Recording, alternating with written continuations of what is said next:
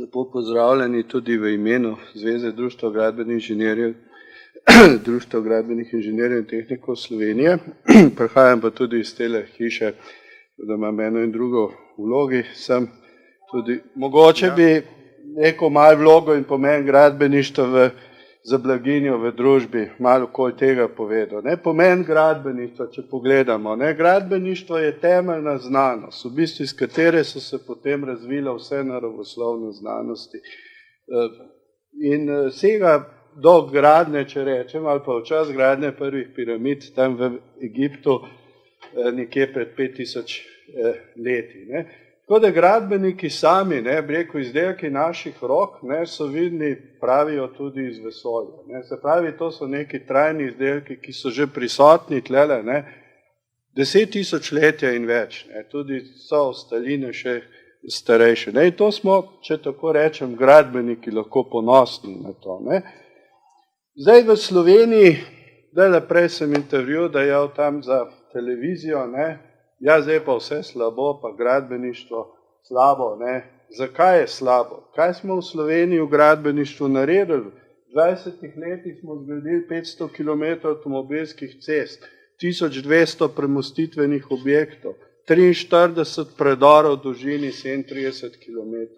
V zadnjih 60 letih smo zgradili 3000 MW energetskih kapacitet. Se pravi, vse hidroelektrarne, termoelektrarne, večina smo zgradili po letu 45. Pred letom 45 je bila proizvodnja električne energije zanemarljiva proti sedanjem stanju. Tam okoli 40 gigavatnih ur, 50 gigavatnih ur na leto smo proizvedli. Zdaj smo skočili pa na 16 teravatnih ur na leto in to smo zgradili gradbeniki, to ni z vesolja prišlo, to niso drugi deli. Tako da smo v 40 letih 54% vsega stanovanjskega fonda zgradili. Se pravi, v zadnjih letih smo to, kjer živimo vsi. In zdaj recimo dodani vrednosti, v Evropi nekako je ta procent 6% oziroma v razvitem svetu, pri nas 4, vendar je padel, bil je bistveno višji pred 6 leti. In zdaj teh 6 let je zgolj neka agonija, iz katere ne vidimo ven, kako pride. Ampak je pot, je mogoče. Zakaj so vzroki za krizo? Prvič je jasno zunanja svetovna gospodarstva prišlo od zunaj, malo pozno smo se tega zavedali, vendar to je bil temeljni vzrok. Drugo, kar je, so pa akteri, ki so sodelovali zraven. Prvič vpliv države.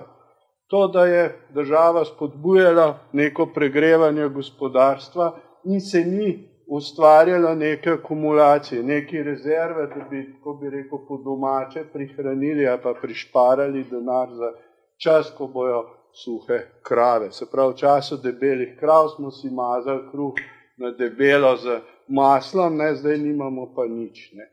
Potem je bilo nepripravljenost pričetka nadaljevanja velikih infrastrukturnih projektov. Jaz sem že pravil danes novinarski konferenci. Do leta 2004 smo bili vzorno v tistem času pridruževanja Evropske unije, smo še več denarja pobrali iz sredstev FARE, ISPA, tako da še po Polakom in še kjermu smo denar vzeli, ker smo bili pripravljeni, ker smo imeli ekipe, ki smo imeli voljo, da smo kaj naredili. 2004 bi pa tako rekel, po domače nam je Jermen padel iz kolesja in smo kar nekam zapadali v neko tako, bi rekel, neko stanje blaženosti. Tako da praktično smo zdaj na sredstva EU, ki jih imamo, ki jih plačujemo iz naših davkoplačevalskih sredstev, je še 40% denarja neizkoriščenega, ne iz prejšnje finančne perspektive, ki se je končala 31.12.2013.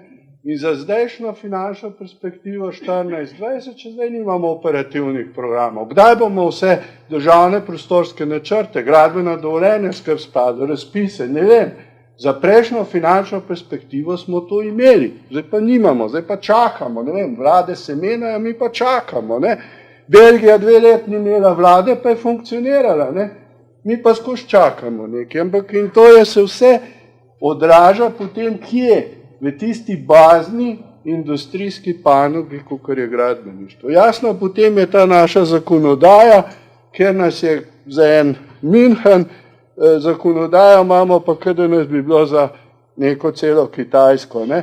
In imamo neke nepredstavljive uvire, kako se to vam je z vso preko kompetenco lahko trdim, ker sem 5 let, pač 5 projektov, na kak se teh ukvarjal, da je to nevzdržljivo, kako to. In potem jasno vpliv gradbenih podjetij, jasno, ne, slab vpliv vleče, ne, do slab zgledi, ne, tako da je v bistvu vse to ne bi ponavljalo, kar se je dogaja, ne, vse na področju gradbeništva in tlele so še potem lonček predstavlja banke, ki se zdaj delajo, kot da s tem nimajo nič. Ne.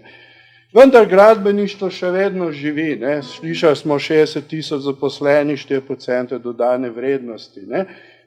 Zelo slabo je to, ne, ta negativistični pristop, zato dajmo govoriti o tem, kaj smo dobrega naredili. Vse smo zgradili to družbo, tudi gradbeništvo je zelo prispevalo. Ker vsaka, zdaj sicer ne o tem bojo govorili, da to trg urejuje, ne, vlaganje, investicije, to dviguje dodano vrednost. Ne? In to se odraža tudi na problemu naših hiši, ne? Ker imamo zdaj recimo na najbolj perspektivnem področju okoljskega inženirstva, ki je ogromen denar, evropskega denarja čaka, imamo samo 30% vpisov, zdaj pred vpisom. Ne?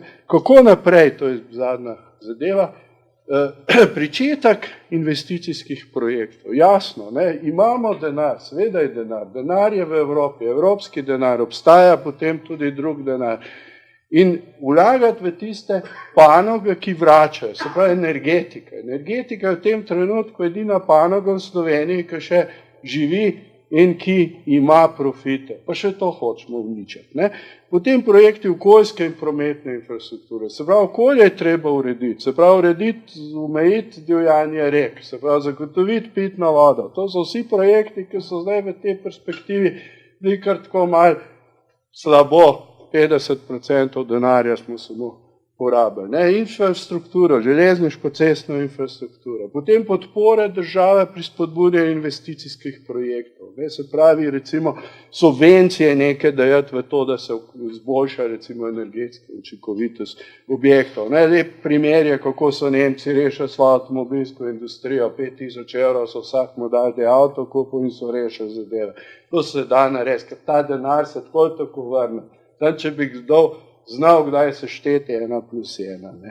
Potem povečanje, se pravi povečevanje veljave stroke s postavljanjem standardov in meril pri naročanju, izvajanju gradbenih del, ne, kot so običajna v svetu. Vse to, kar so kolegi prej govorili, res je, sem zdaj dobil eno, mi je kolega poslal zapisnik o javnem naročanju, kjer je prvotno najdražji ponudnik spustil ceno za pol in je dobil posel. Ne? In jasno, da se bojo vsi v časopisih pisali, kako je investitor super to naredil.